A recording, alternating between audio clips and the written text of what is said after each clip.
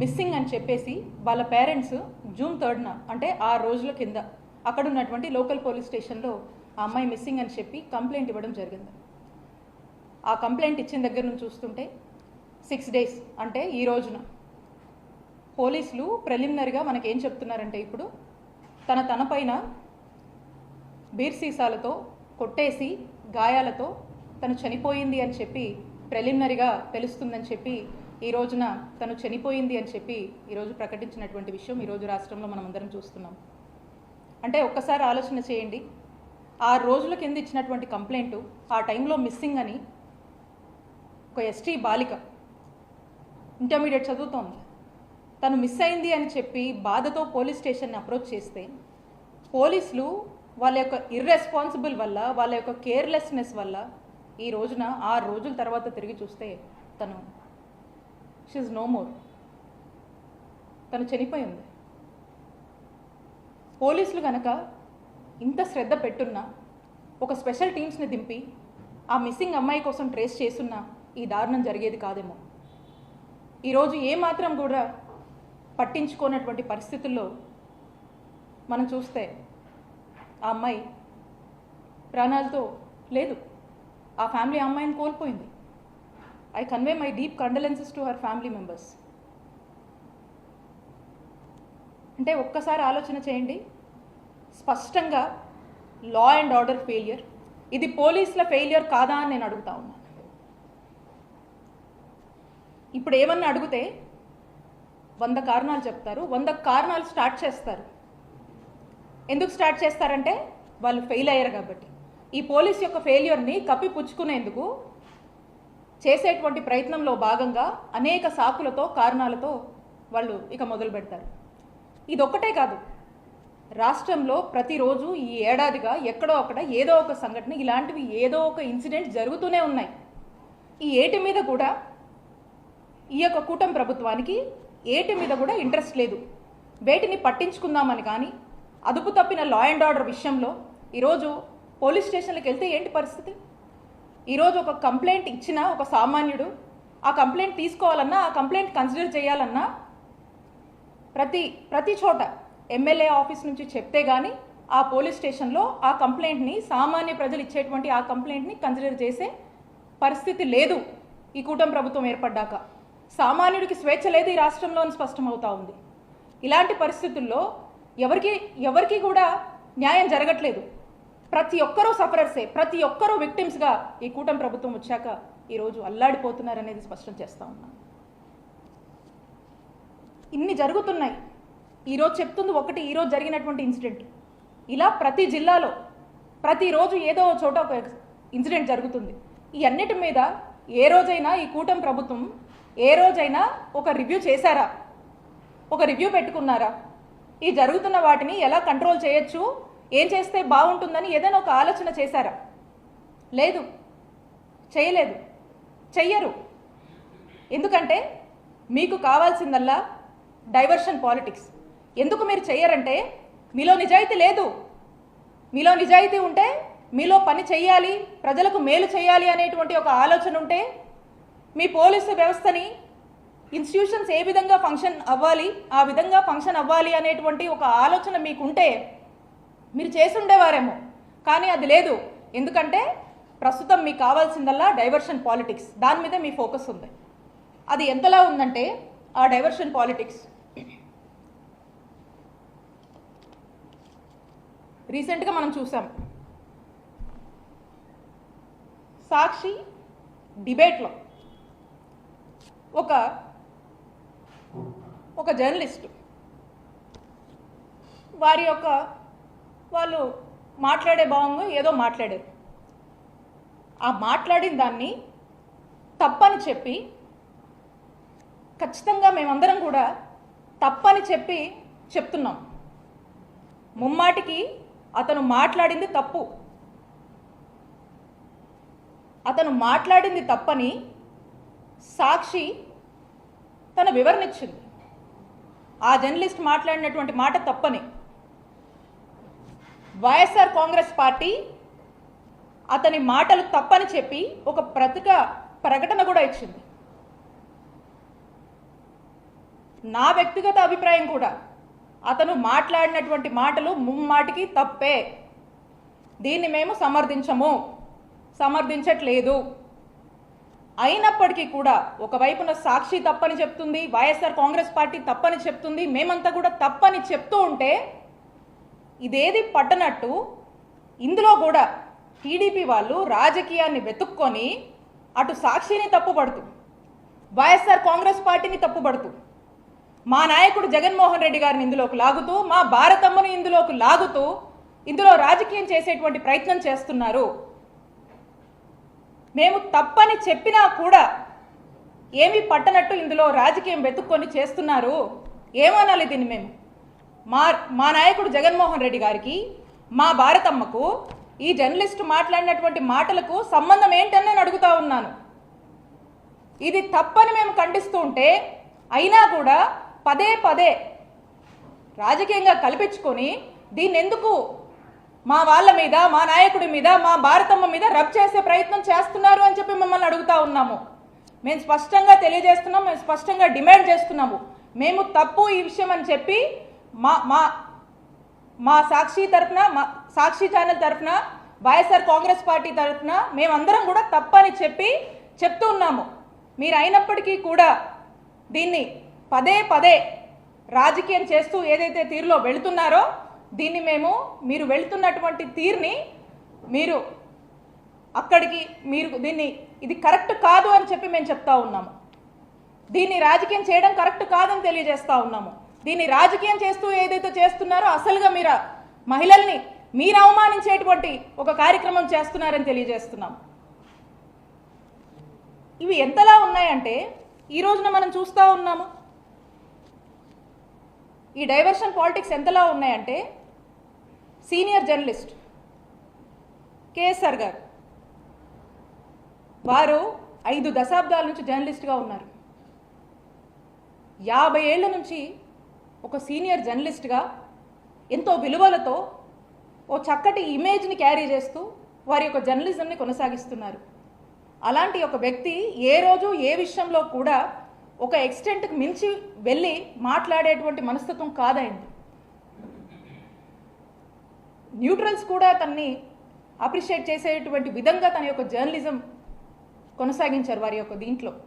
అలాంటి వ్యక్తిని ఈ రోజున అరెస్ట్ చేశారు. అంటే ఈ రెడ్ బుక్ పాలన ఎక్కడ దాకా వచ్చిందంటే ఈరోజు జర్నలిస్టుల వరకు కూడా వచ్చింది. ఈ రెడ్ బుక్ పాలన ఎవరికి కూడా అతీతం కాదు అని ఈరోజు ఒక పరాకాష్ఠకి చేరింది అని చెప్పడానికే ఈరోజు ఈ కేఎస్ఆర్ గారి అరెస్ట్ని మనం చూడొచ్చని తెలియజేస్తున్నాము. ఏడాది కాలం నుంచి మనం చూస్తూ ఉన్నాము. ఏదైతే ఈ రెడ్ బుక్ పాలన మొదలుపెట్టారో సామాన్య కార్యకర్తల దగ్గర నుంచి వైఎస్ఆర్ కాంగ్రెస్ పార్టీ యాక్టివిస్టులు, సోషల్ మీడియాలో యాక్టివ్గా ఉన్న వాళ్ళు, నాయకులు, మాజీ ఎమ్మెల్యేలు, మాజీ మంత్రులు, మాజీ ఎంపీలు, ఐఏఎస్లు, ఐపీఎస్లు ఈరోజు ఒక జర్నలిస్ట్ దగ్గరకు వచ్చింది. అంటే ఒక్కసారి ఆలోచన చేయండి ఏ విధంగా పరాకాష్ఠకి రెడ్ బుక్ పాలన చేరిందనేది. మరి ఈ రోజున ఆయన చూస్తే అందరూ చూశారు లైవ్లోనే. అది ఈవెన్ కేఎస్ఆర్ గారు వారు ఈ మాటలు మాట్లాడకపోయినా ఆ జర్నలిస్ట్ మాట్లాడినటువంటి మాటలకి కేఎస్ఆర్ గారు లైవ్లో సారీ చెప్పారు. అండ్ పైగా ఆ యొక్క డిస్కషన్ని ఆపే ప్రయత్నం కూడా చేశారు. అందరికి తెలుసు. ఇక్కడున్న మీ జర్నలిస్ట్ని కూడా అడుగుతా ఉన్నాను, ఈరోజు జర్నలిస్ట్ దాకా వస్తారా? జర్నలిస్టులకు ఈ విధంగా ఇలా అరెస్టు చేసేదాకా వెళ్తారా? ఆయన చేసిన తప్పేంటండి? అంటే ఒక్కసారి ఆలోచన చేయండి. ఏ విధంగా భయభ్రాంతులకు గురి చేస్తూ ఒక టెర్రర్ని క్రియేట్ చేస్తూ మనుషుల్ని ఒక టార్చర్ చేయడము, చంపేదాకా తీసుకెళ్లేటువంటి ప్రయత్నాలు ఈరోజు ఈ రెడ్ బుక్ పాలన చేస్తుంది కూటమి ప్రభుత్వం నాయకత్వంలో అని తెలియజేస్తున్నాము. అలానే అసలు ఈరోజు వైఎస్ఆర్ కాంగ్రెస్ పార్టీకి రాష్ట్రంలో ఉన్నటువంటి ఒక బలమైన వాయిస్ సాక్షి. ఆ సాక్షి గొంతు నొక్కే ప్రయత్నం చేస్తుంది. ఆ సాక్షి గొంతు నొక్కే ప్రయత్నంలో భాగంగా ఈరోజు సాక్షి ఆఫీస్ మీద దాడులు చేస్తూ ఉన్నారు. ఎందుకు సాక్షి ఆఫీస్ మీద మీరు దాడి చేస్తూ ఉన్నారు? సంవత్సరంగా మీరు చేసినటువంటి అరాచకాలు ఈరోజు సాక్షి చూపిస్తున్నందుక? ఈ సంవత్సర కాలంలో ఎన్నికల ముందు మీరు ఏదైతే మేనిఫెస్టో చెప్పారో, మీరు ఏదైతే మాటలు చెప్పారో సూపర్ 6 సూపర్ 7 అని, మరి ఈ సంవత్సర కాలంలో ఈ సూపర్ 6 సూపర్ 7 సింగిల్ రన్స్ కూడా తీయలేదు. అట్టర్ ఫ్లాప్ అయింది ప్రజల్లో. దీన్ని మీరు చెప్పినటువంటి మాటలు, మీరు ఇచ్చినటువంటి హామీలు, మీరు ఊదరగొట్టినటువంటి సూపర్ 6 సూపర్ 7 వల్ల మీరు మీ మాట మీద నిలబడండి. దీనివల్ల ఈ సెక్టర్ ఆఫ్ ప్రజలు ఇబ్బంది పడుతున్నారు. ఈరోజు రైతులు రోడ్డెక్కారు, ఈరోజు పొగాకు ధర లేదు, మిర్చి రైతులు ఏడుస్తున్నారు, ఈరోజు ఆరోగ్యశ్రీ సరిగా పని చేయట్లేదు, ఎంతో మంది ప్రాణాలు కోల్పోతున్నారు. ఈరోజు ఉన్నటువంటి పరిస్థితుల్లో నిరుద్యోగులు రోడ్డెక్కారు, యువత ఇబ్బంది పడుతుంది, మహిళలకు భద్రత లేదు, మహిళలకు రక్షణ లేదు, సామాన్యుడికి భద్రత లేదు, సామాన్యుడు పోలీస్ స్టేషన్కి వచ్చే పరిస్థితిలో లేరు, సామాన్యుడు ఈరోజు సంతోషంగా ఈ రాష్ట్రంలో బతికేటువంటి పరిస్థితి లేదు. చరిత్రలో ఎన్నడూ ఎప్పుడు లేనటువంటి విధంగా ఈరోజు రాష్ట్రంలో అరాచకాలు, ఇల్లీగల్ కేసులు, అరెస్టులు, జైళ్ల పాలు చేస్తున్నారు. ఆంధ్రప్రదేశ్ రాష్ట్రంలో ఈ విధమైనటువంటి ఒక చూడకూడనటువంటి పాలనని కూటమి ప్రభుత్వం వచ్చాక ప్రజలు చూస్తున్నారు, బాధపడుతున్నారు, ఏడుస్తున్నారు అనేటువంటి విషయాల్ని మీరు చెప్పిన సూపర్ 6, మీరు ఇచ్చిన సూపర్ 7 మీద నిలబడండి, అమలు చేయండి, ప్రజల్ని సంతోషంగా చూసుకోండి, ప్రజలు ఇబ్బందుల్లో ఉన్నారని టీవీ చూపిస్తున్నందుకు ఈరోజు సాక్షి గొంతు నొక్కే ప్రయత్నం చేస్తూ సాక్షి టీవీ మీద ఈరోజు దాడులు చేస్తూ ఉన్నారు. ఇది మనం డెమోక్రటిక్ సిస్టంలో ఉన్నాము. ఈ సిస్టంలో ఇదేనా? ఇలానైనా మనం నడుచుకోవాల్సింది? ఇలాంటి గవర్నెన్సా మనం ప్రజలకు ఇవ్వాల్సింది? ఇలాంటి ఒక చెప్పకూడని, వినకూడని, చూడకూడనటువంటి పాలనని ఈరోజు ఆంధ్రప్రదేశ్ రాష్ట్ర ప్రజలకు అందిస్తున్నందుకు ఒక్కసారి ఆలోచించుకోవాలి. కూటమి ప్రభుత్వం వాళ్ళ గ్రాఫ్ ఎక్కడికి పడిపోయిందో, సంవత్సరంలో భారతదేశంలో ఎక్కడ ఏ రాష్ట్రంలో రానటువంటి అసంతృప్తిని కానీ వ్యతిరేకతను కానీ మూటగట్టుకున్నటువంటి పార్టీగా, మూటగట్టుకున్నటువంటి ప్రభుత్వంగా ఈ కూటమి ప్రభుత్వం మిగిలిపోతుందనేటువంటి విషయాన్ని వాళ్ళు తెలుసుకోవాలి అని తెలియజేస్తున్నాను. ఈ విధంగా మరి చేస్తూ ఇదే కాదు, ఎక్కడ చూసినా, ఏ జిల్లాలో చూసినా ఎన్ని అన్యాయాలు జరుగుతున్నాయి, ఎన్ని అక్రమాలు జరుగుతున్నాయి, ఎన్ని అరాచకాలు జరుగుతూ ఉన్నాయి. మొన్న మనం చూసాము, వెన్నుపోటు దినమని చెప్పి రాష్ట్ర వ్యాప్తంగా చాలా పెద్ద ఎత్తున కూడా ఒక 1